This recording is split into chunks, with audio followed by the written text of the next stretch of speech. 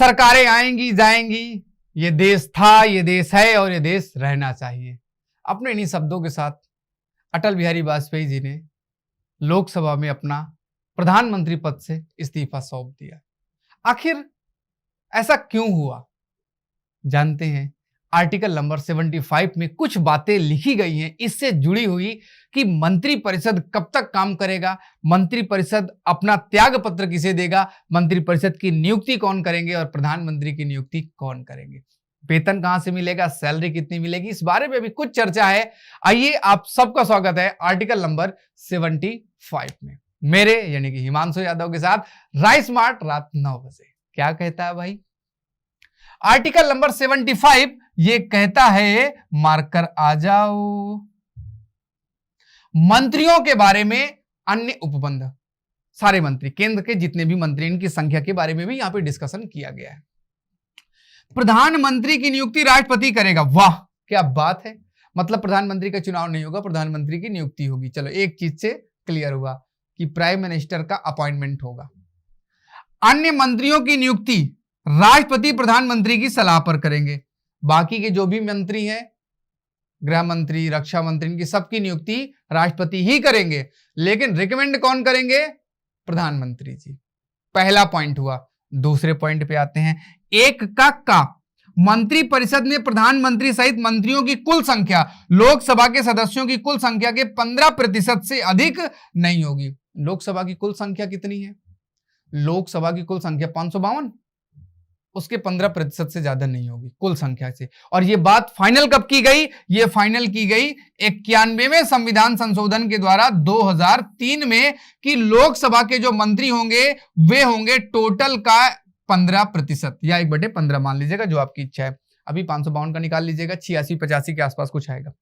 याद रखेंगे मंत्रियों की संख्या कितनी होगी? 15%। और ये 91वें संशोधन के द्वारा 2003 में फाइनल किया गया। सेम टू सेम राज्यों में भी है कि जो राज्य की मंत्रिपरिषद है वो लोकसभा का कितना होगी?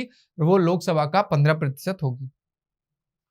आगे क्या कहा गया? आगे इस बात को बढ़ाया गया और एक के खामे का आगे इतना लंबा लिखा, लेकिन है बहुत छोटा सा। सुनिए, केवल परेशान मत होइए, डोंट टेक टेंशन, मैं हूं ना। किसी राजनीतिक दल का सांसद के किसी सदन का कोई सदस्य जो 10वीं अनुसूची के पैरा 2 के अधीन सदन के सदस्य होने के लिए निर्हित है।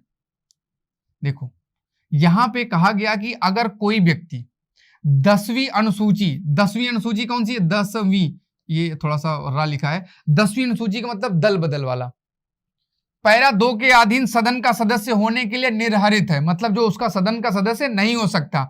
अपनी निर्भरता की तारीख से प्रारंभ होने वाली उस तारीख तक जिसको ऐसी सदस्यता के रूप में उसकी पदावधि समाप्त होने की, या जहां वह ऐसी अवधि की समाप्ति के पूर्व सांसद के किसी सदन के लिए निर्वाचन लड़ता है उस तारीख तक जिसको वह निर्वाचित घोषित किया जाता है, इनमें से जो भी पूर्ववत हो कि अवधि के दौरान खंड 1 के अधीन मंत्री के रूप में नियुक्त किए जाने के लिए भी निर्धारित होगा। बड़ा लंबा बताया। कोई व्यक्ति मंत्री नहीं हो सकता अगर दल बदल के तहत फंस गया है। पूरे संविधान में जहां कहीं भी कुछ निर्भरताएं बताई गई हैं, 102 में भी निर्भरता बताई गई है, कहीं भी कोई निर्भरता बताई गई है, उसके तहत अगर कोई व्यक्ति सांसद नहीं बन सकता अब, तो चूंकि अब वो सांसद नहीं बन सकता इसलिए वो मंत्री का पद भी नहीं ग्रहण करेगा। अगर सांसद बन सकता है, भले ही आज ना हो सांसद, तो भी मंत्री बना दिया जाएगा। लेकिन इन सभी चीजों को देखते हुए अगर ऐसा कुछ है तो माना जाएगा वो क्या नहीं होगा, तो वो सांसद नहीं बन सकता। और अगर इन फ्यूचर अभी रिसेंट में वो सांसद नहीं बन सकता है तो फिर अभी मंत्री भी बनाने की कोई जरूरत नहीं है। आगे इस बात को और क्लियर किया गया थोड़ा सा 2 में। क्या है अगला पॉइंट? मतलब वो पॉइंट तो खत्म हो गया। मंत्रियों के बारे में अलग और बहुत अच्छी बातें हैं और यहां से आपके बहुत क्वेश्चन बनते, बहुत क्वेश्चन। मंत्री राष्ट्रपति के प्रसाद पर्यंत पद धारण करेंगे। मंत्री रिस्पॉन्सिबल सीधे राष्ट्रपति। शब्दों पे गौर कीजिएगा, मैं जो बताना चाह रहा हूं, मैं मंत्री हूं, मैं सीधे राष्ट्रपति को रिपोर्ट करूंगा। पूरी मंत्री परिषद लोकसभा को, राष्ट्रपति को नहीं, यही अंतर है। अगर आपसे पूछा जाए अविश्वास प्रस्ताव तो 3 के तहत आएगा, 75(3) के तहत आएगा। मंत्री को हटाने का प्रस्ताव 75(2) के तहत। राष्ट्रपति किसी भी मंत्री को किसी भी समय हटा सकता है क्योंकि यह उसके प्रसाद पर्यंत पद धारण करता है। प्रसाद पर्यंत का मतलब जब तक चाहेगा तब तक रहेगा। जिस दिन मूड खराब हुआ उस दिन उसका मंत्रालय चेंज कर दिया, मंत्री पद से भी हटा सकता है, कोई टेंशन की बात नहीं है। मंत्रिपरिषद लोकसभा के प्रति सामूहिक रूप से उत्तरदायी होगी। पूरे के पूरे मंत्री लोकसभा को जवाब देंगे। एक भी मंत्री के खिलाफ अविश्वास प्रस्ताव आ गया, निंदा प्रस्ताव आ गया, तो पूरी पूरी मंत्रिपरिषद गायब हो जाती है, दोबारा मंत्रिपरिषद बनती है। ये ध्यान रखिएगा।